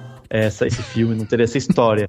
E no caso de Euforia, teria, porque as pessoas são tão loucas que acho que nem terapia dava conta, nem se todo mundo fosse pro psicólogo daria conta de resolver, porque é muita gente com muitas questões sérias, né, nessa série. Mas mesmo assim, ela é muito interessante, muito boa, a maneira como, né, explora as coisas da protagonista, né, que é a Rue, que a Zendaya faz. Enfim, gostei bastante. Tem plot twists, tem coisas legais e explora outros personagens. Achei bacana, então fica essa dica. Sabe o que eu gosto da Zendaya? Que ela é a Zendaya, sabe? Isso que eu gosto. Assim, ela é super talentosa e tal, mas eu adoro que ela se chama só Zendaya. Não é só tipo Zendaya, o sobrenome dela é Coleman, né? Mas não é Zendaya Coleman, é só Zendaya, tipo Beyoncé. Zendaya. Entendeu? É isso, é só Zendaya. Chique, eu acho isso maravilhoso. E ela, não, assim, eu achei que você ia falar de atuação. Ela tem umas coisas que são muito dela, né? Assim, em todos os personagens. Mas, claro, completamente diferente da Mary Jane, né? Obviamente. Nem tem o que comparar, né? Não, e ela manda muito pessoa, bem. Umas cenas de raiva e tal. É isso, né? Pessoas usando muitas drogas, aquela adolescência problemática de quase todo mundo, mas ao mesmo tempo, enfim, acho que tem várias coisas para se refletir a respeito, né, das coisas, e tem a ver com um pouco da juventude de hoje, não na questão, acho que especificamente, não estou dizendo que todo mundo use droga, todos os adolescentes usam drogas, assim, nada, não é isso, mas no sentido acho que das questionamentos, de discutir questão de saúde mental e tal, acho que é uma série interessante. E o meu segundo plano de detalhe, minha segunda indicação é de uma coisa que é difícil de eu indicar aqui, que não é série, não é filme, não é livro, não é nada, é um restaurante. Opa! Eu fui num restaurante muito, mas muito bom, assim, muito bom, que eu adorei, eu fiquei fascinado, que é um restaurante chamado chamado Tai Brasil, na cidade de São Paulo, especificamente, lá do lado dos Jardins, né, lá em São Paulo. É um restaurante, como dá pra adivinhar um pouco, talvez pelo nome, de comida tailandesa, né? E tem um prato, assim, eu comi um prato lá que é arroz, macarrão, você come até com o hashi mesmo, né? Parecido com os japoneses e tal. Eu achei uma delícia, assim, sabe? Eu peguei no médio, né? Tem pimenta média, né? Não sei, achei o mais forte, mas também não é o mais fraco. E achei uma delícia, assim, de uma qualidade de comida, sabe? De uma coisa muito boa. Tinha uma sequência, né? De entrada, prato principal e uma sobremesinha, assim, super gostosa, uns bolinhos veganos que eles deram no começo, que eu peguei no começo, que eram super gostosos também, você põe um molhinho lá, sei lá, eu achei de uma qualidade. Que comida tailandesa é apimentada pra caramba, né? Então, mas é no Brasil, então tem dá uma reduzidinha. Legal, eu já falei, legal. Eu gosto de pimenta, e eu gostei do nível, porque tava no nível que dava pra sentir também o gosto da comida e tal. Enfim, eu fiquei apaixonado pelo restaurante, é um restaurante pequeno. Eu sentei numa mesinha que fica na calçada, então até teve um pouquinho de sol em mim, mas pra subir na parte principal, que eu nem cheguei a subir, geralmente tem que reservar mesa, provavelmente, porque é bem movimentado, bem cheio, assim. Então, se você for com mais gente, ligue antes, né, entre em contato antes pra reservar mesa. Ele fica na rua Adoc Lobo, mais ou menos 3 a 4 quadras da Avenida Paulista, né, então, assim, região central da cidade de São Paulo. Infelizmente, não sei se é rede, não sei se tem outro lugar, acho que não, acho que é só lá. Mas quem tiver por São Paulo, for passear lá na capital paulista, fica a dica, porque eu achei uma delícia o restaurante e é isso. Muito bom, tá aí então, tudo indicado. Lembrando você, ouvinte, né, que tudo que a gente tá falando aqui vai ter link no post. Então, se você quer saber do restaurante aí que o Dani falou, você vai lá no post, vai ter lá o nome dele, é só você clicar, você vai pro site do restaurante e tal. Super simples, é isso. Mai, você, o que você trouxe de bom pra gente aí de Plano Detalhe? Bom, para combinar com a minha frase de abertura, eu vou indicar um livro do pesquisador Marcelo Ikeda, Utopia da Autossustentabilidade. O Ikeda, ele é pesquisador na área de cinema há muitos anos, professor de universidade pública e ex-servidor da Ancine. Então, ele tem uma obra bem extensa de livros já falando sobre a agência, e esse também é sobre a Ancine, só que ele vai debater ali o papel da Ancine nesses últimos 20 anos que a agência está aí em operação, e ele discute muito bem sobre essa relação de que nem tudo consegue ser 100% fomento público, mas também nem tudo e a maioria das coisas conseguem ser 100% recurso privado, né? Então ele traça ali um paralelo bem interessante sobre a força que a agência reguladora teve dentro do mercado brasileiro nos últimos 20 anos, como que a gente conseguiu alcançar todos esses status de segundo maior mercado da região graças a ela, ainda, né, antes de vir toda essa desgraça aí que nos abraça, o Brasil chegou a ser 6º maior mercado de audiovisual do mundo, né, então ele traça uns paralelos ali, faz algumas críticas que são pertinentes, enfim, é uma leitura muito bacana, não é técnica, nem muito acadêmica, ele se preocupa bastante em chamar esse público também que se interessa sobre o assunto, mas não tem tanta intimidade com ele ainda, então dá para entender legal assim os objetivos que ele tenta alcançar, e é bom porque ele chega até falando do governo Bolsonaro, né? Então é um livro bastante atual, assim, que ele cobre bastante coisa, então vale a pena. Legal. Já vou colocar aqui na minha lista e vou ver se tem pra Kindle, né? Deve ter, porque eu acho que tá disponível na Amazon, com certeza tem. E o valor, ele é bem bom, assim. Eu dei uma procurada nos valores antes de entrar aqui. Tá em torno de 30 e poucos, então tá bem super acessível. Exatamente. Cancela a Netflix e aí você consegue pagar um livro, tá vendo? É isso. Bom, Lucas, e você? Estreia aqui no Cinemação. Estamos todos com o nosso caderninho apostos aqui para seu plano de detalhe, né? Sua dica da semana. O que você trouxe pra gente de bom aí? Vamos lá. Toda vez que alguém me pergunta o que eu tô assistindo, o que eu recomendo, eu, como bom fiel do trabalho de M. Night Shyamalan, eu sempre indico Servant, que é a série que ele tem no Apple TV Plus. Acabou de terminar os últimos episódios da 3ª temporada. Provavelmente a 4ª, que estreia ano que vem, vai ser a última. E é uma série de suspense, não tanto de terror, sobre uma família meio perturbada que recebe uma babá, que contrata uma babá que vem de um lugar distante para cuidar do bebê, obviamente. Só que ela aparentemente tem poderes sobrenaturais, ou pelo menos é isso que a série quer que você acredite. Enfim, tem toda uma questão que é bem comum dos filmes do Shyamalan sobre até que ponto o sobrenatural é criado pela nossa cabeça e tudo mais.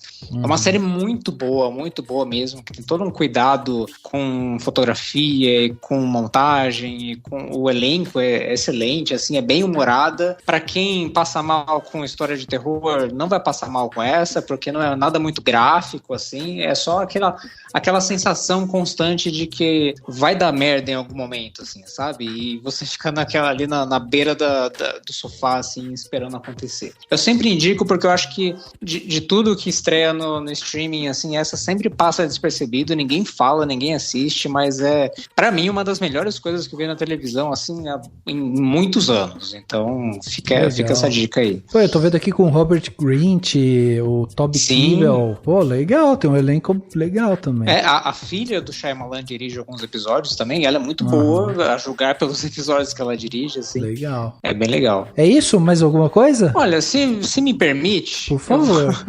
Indicar mais alguma coisa que combina um pouco com o que eu falei no começo também, algumas coisas que a gente falou ao longo do podcast sobre pirataria, streaming e tudo mais, que é um documentário chamado TPB AFK, que significa The Pirate Bay Away from Keyboard. É um documentário sobre os criadores do Pirate Bay, que por muitos anos foi o principal site de distribuição de torrents e de filmes e séries e programas piratas na internet. Conta a história dos 3 jovens suecos que criaram o site. Hoje eles não estão mais relacionados ao portal, e como eles foram processados pela justiça sueca e como, enfim, as grandes empresas de Hollywood foram atrás deles e tudo mais, e mostra meio que como a criação do Pirate Bay foi meio que uma cruzada pessoal deles, assim, de luta contra leis de proteção à direito autoral, que eles consideram um cerceamento da livre distribuição de conteúdo, de cultura e de arte e tudo mais. Que é um debate que, enfim, é complexo, é polêmico, né, porque ele lida com muitas variáveis, mas é um documentário interessante para você ver esse outro lado. E como é um documentário sobre pirataria, ele é de graça. Você consegue encontrar no YouTube aí tranquilo. Boa, demais. Pô, demais. Vou colocar aqui na minha lista também para assistir. Mais uma coisa, né, para assistir. Mais uma. Muito bom. Bom, para fechar aqui os planos detalhes, né, eu vou dar 2 dicas aqui também que eu separei. A primeira é a seguinte, a gente até comentou aqui, né, o Lucas comentou que começou agora a última temporada de Better Call Saul. Eu assisto a série desde o começo e sou apaixonado pela série, assim, eu acho ela realmente muito boa, tem uma qualidade ímpar, né, e me lembra muito, né, me dá aquela saudade de Breaking Bad, assim, porque a série é muito boa, muito bem construída, a narrativa muito bem encaixadinha e tal. Confesso que a primeira temporada ali e tal, ela é um pouco lenta, né, ela demora um pouquinho pra engrenar, mas agora, né, na última temporada eles estão resolvendo as coisas muito bem e acho que vale muito a pena. Pra quem quiser voltar, né, pra esse ambiente, né, de Breaking Bad, vale muito a pena. Então, Better Call Saul começou agora, tá saindo um episódio por semana, é da Netflix, olha aí, então, estamos ajudando aqui, apesar de falar mal da Netflix, a gente ajuda também. E fica essa dica, então, pra vocês irem assistir Better Call Saul. Outro plano detalhe que eu tenho aqui foi um vídeo que eu vi recentemente no YouTube e veio lá do Gaveta, né? Não sei se vocês conhecem o Gaveta, é um editor, editava lá pro Jovem Nerd e tudo mais, e ele trabalha muito com edição de vídeo e efeitos especiais e tal. E recentemente ele lançou um vídeo que o título é Meu Amigo que faz Visual Effects, né? Pra Hollywood, ganhou um Oscar. E não é que o cara em si, sozinho, ganhou o Oscar. O cara trabalha no departamento visual, né? De efeitos visuais. Só que ele trabalhou em Duna. E aí Duna levou o Oscar, né? Recentemente. E o papo deles é muito legal porque o cara explica de uma forma muito simples, assim, muito didática, justamente sobre a estrutura desse departamento de visual effects, né? Cara, é um troço muito complexo, assim. Você tem camadas, sabe? Você tem um cara que faz os personagens, você tem um outro que faz ambiente, você tem um outro que faz fumaça, você tem um outro que faz água. É uma coisa assim, é muita coisa para ser resolvida. Esse cara especificamente, ele é colocado no mercado como um generalista, então é um cara que consegue navegar por várias áreas dentro da parte de visual effects, né? Inclusive com vários softwares e tal, e eles falam até sobre isso, né? Sobre que softwares usar, mas até isso é muito interessante, sabe? Tipo, dentro da área de visual effects, você tem uma pessoa lá que tem um cargo que se chama generalista, que é um cara que vai tentar resolver vários problemas de textura, de que tá ali, que eles estão fazendo, de ambiente, da fumaça e não sei o que. Então é muito detalhe, e às vezes um take só, tipo uma cena curtinha, os caras demoram, sei lá, um mês pra fazer uma cena, assim, um corte. Então é uma coisa muito assim, primorosa, é um trabalho artesanal mesmo. É impressionante você ver o trabalho desses caras, e esse papo é muito legal porque ele introduz, né, as pessoas dentro do que é esse departamento, e além de tudo ele ajuda a explicar um pouco mais sobre a estrutura cinematográfica. Então acho que vale muito a pena para quem quiser entender um pouco mais sobre isso. Vai ter link aqui no post, é o vídeo do Gaveta, Meu Amigo ganhou um Oscar aí, então vai lá, procura, assista e depois manda pra gente aqui o que vocês acharam.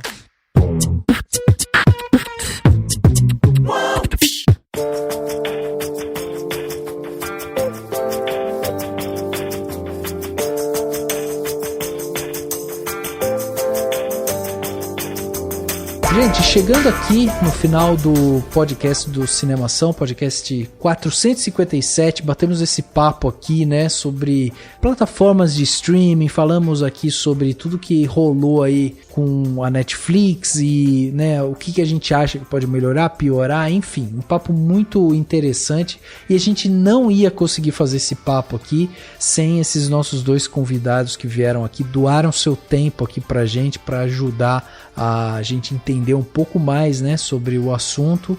Então, Má, muito obrigado mais uma vez pela sua presença aqui com a gente, foi incrível, você é incrível, a gente adora conversar com você sobre isso. Já vou deixar de antemão aqui a recomendação para vocês acompanharem a Marina dentro do Twitter. Vira e mexe, ela solta lá uns fios explicando, falando sobre regulamentação, sobre fomento à cultura e tal. Cara, assim, eu tenho dúvida, eu vou no Twitter da Má pra ver se ela já falou sobre o assunto. Senão nem opino, é assim. Ai, obrigada, eu que agradeço todo o espaço que vocês sempre me deram. Tanto na coluna, no próprio Cinemação, que eu amo fazer, e as incontáveis participações aqui no podcast, que eu acompanho também, estou sempre ouvindo, sempre faço almoço ouvindo Cinemação no final de semana, Cinemação. Olha. E não inviabilize da ideia. Aê, demais. O meu Twitter, pra quem quiser me seguir, né, como o Rafa falou, eu tô sempre lá, todo dia tô lá criando a polêmica diferente, é @NinaBerrodri. Mas se você não tem paciência de ficar lendo e quiser consumir uma mídia como o podcast de Cinemação, é só pesquisar lá Simplificando Cinema no Spotify e aproveitar esse podcast aí que tá nascendo ainda, mas já tem um episódio lá que vale a pena escutar para entender até mais um pouco assim do momento audiovisual do nosso Mercosul. É isso, cara, demais. O trabalho maravilhoso que a Má faz. Obrigado de novo, Má. Lucas, obrigado também por você vir aqui, doar seu tempo aqui com a gente, compartilhar, né, seu conhecimento aqui com a gente. Foi demais. Não é um quebra-galho, viu? Fica registrado aqui. Já vamos colocar a estrelinha do lado do seu nome aqui, porque a gente quer você de volta aqui o mais breve possível. Obrigado. E deixa também como que faz para as pessoas te encontrarem em rede social, o seu trabalho, né, dentro do site e tal, enfim, como que faz para te encontrar aí? Opa, eu agradeço muitíssimo o convite, adorei o papo também, eu adoro dar opinião sem ninguém pedir. Quando as pessoas pedem, então, aí é que eu gosto mais ainda. É melhor. Podem me achar no Twitter, @luqueiraflix. Aí, já dando a dica aí do meu próprio serviço de streaming, aí, como o Dani falou no começo. Luqueiraflix com QU no meio, X no final. E podem acompanhar meu trabalho no wall.com.br/tilt, TILT. Que aí tem bastante reportagem minha dos meus colegas sobre tecnologia, sobre cultura, sobre futuro e tudo isso aí. Boa. Cara, obrigado de novo. Dan, obrigado também pela sua participação, mais um podcast. Vai curtir a praia, Dan, vai colocar o pé na areia, sentir o mar que você merece. Valeu, que agradeço. Brigadão, valeu Lucas pela participação, valeu Má por topar participar também com a gente. E é isso, todo mundo que tá ouvindo, espero que todo mundo tenha, né, aprendido um pouco mais sobre essas questões. Fiquem tranquilos, a Netflix não vai acabar, e se acabar vai ter tanta outra coisa depois que ninguém vai nem sentir falta. Eu vou pra praia, mas eu tô de boas, só vim pra dar aquela esticada nas pernas. Eu detalhe, né, eu fiz tatuagem e vim pra praia, muito esperto, mas tudo bem. E muito é isso, bom, né, tipo, bom. Vou cobrir o braço aqui pra andar debaixo do sol. E é isso, até semana que vem. Valeu, Dan, muito obrigado. O podcast Cinemação 457 fica por aqui e a gente se vê no próximo.